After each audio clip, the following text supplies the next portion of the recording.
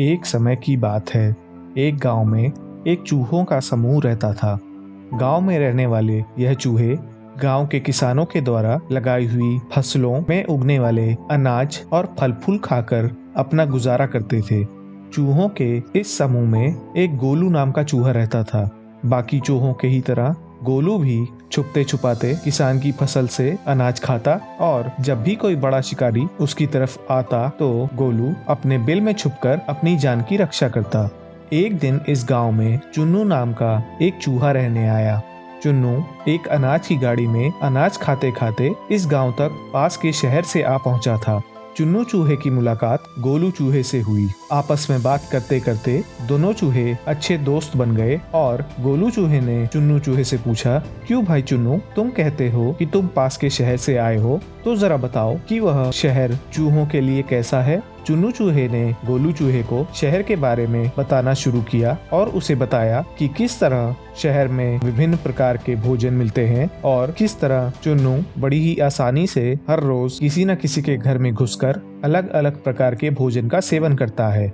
गोलू, जो कि अपनी जिंदगी में कभी इस गांव से बाहर गया ही नहीं था, वह चुन्नू की बातें सुनकर बहुत ही उत्साहित हो गया। जैसे जैसे चुन्नू शहर में मिलने वाले अलग अलग तरह के भोजनों का वर्णन करता, वैसे वैसे ही गोलू के मुंह में पानी आता और उसे लगता कि वाह, चुन्नू चूहे की तो जिंदगी बड़ी ही अच्छी है। वह कितनी आसानी से इंसानों द्वारा फेंके गए या खुले में रखे स्वादिष्ट भोजन का ग्रहण करता है और वहीं गोलू है कि बड़ी ही मुश्किल से शिकारियों की नजरों से बचते बचाते सिर्फ कच्चा अनाज ही खा पाता है। चुन्नू की कहानियां सुनकर गोलू के मन में यह बात बैठ गई कि गांव का जीवन बहुत ही कठिन है और अब उसे शहर की तरफ जाना चाहिए, जहां वह चुन्नू की ही तरह बड़ी आराम की जिंदगी जिएगा। गोलू ने यह बात अपने समूह में रहने वाले बाकी चूहों से कही कि किस तरह वह अनाज की अगली गाड़ी में बैठकर शहर जाना चाहता है। झुंड के बुजुर्ग चूहों ने गोलू को बहुत समझाया कि जो चीज दूर से सोने की तरह चमकती है वह जरूरी नहीं कि सोना ही हो।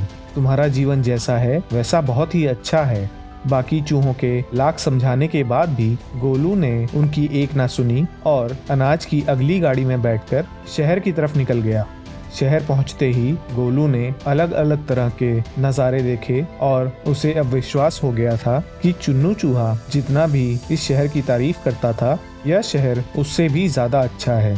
गोलू चूहे को पास में ही मिठाई की एक दुकान दिखी, जिसमें वह बड़ी ही आसानी से घुस गया। दुकान बंद होने के कारण वह दुकान खाली थी।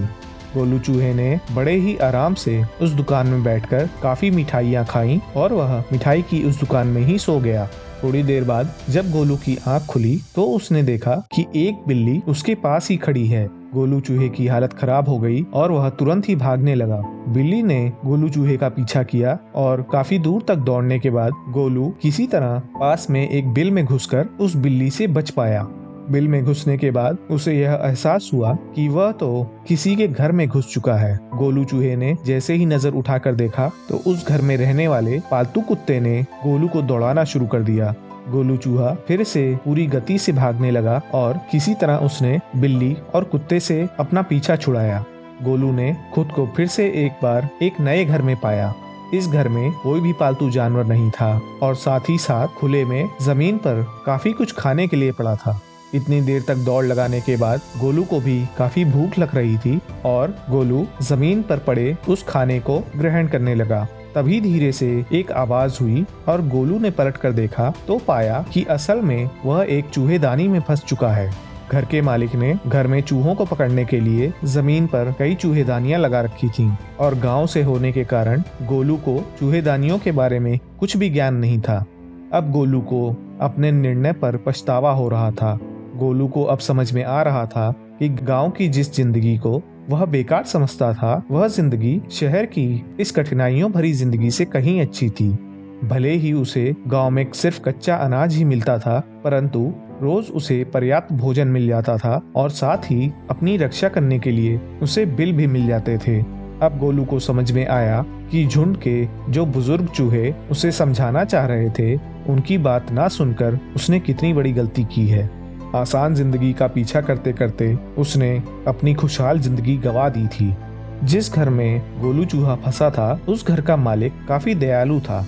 अपनी चूहेदानी में फंसे हुए चूहे को मारने की जगह उसने गोलू को अपने घर से थोड़ा दूर ले जाकर आजाद कर दिया। गोलू को अपनी किस्मत पर विश्वास नहीं हो रहा था और वह चुपचाप अगले अनाज की गाड़ी में बैठकर दोबारा गांव लौट गया। इस कहानी से हमें यह शिक्षा मिलती है कि कई बार हमें दूसरे का जीवन अपने जीवन से बहुत ही आसान और आकर्षक लगता है, परंतु जिस तरह दूर के ढोल बहुत ही सुहाने लगते हैं, उसी तरह हर व्यक्ति की जिंदगी में अपना अपना संघर्ष होता है। इसलिए दूसरों से तुलना करने की जगह हमें अपनी जिंदगी में संतुष्ट रहना चाहिए और यही कोशिश करनी चाहिए कि किस तरह हम अपने जिंदगी में खुश रहें। आशा करता हूँ कि इस कहानी से आपको भी सीख मिली होगी और उस सीख को आप अपने जीवन में भी लागू करेंगे।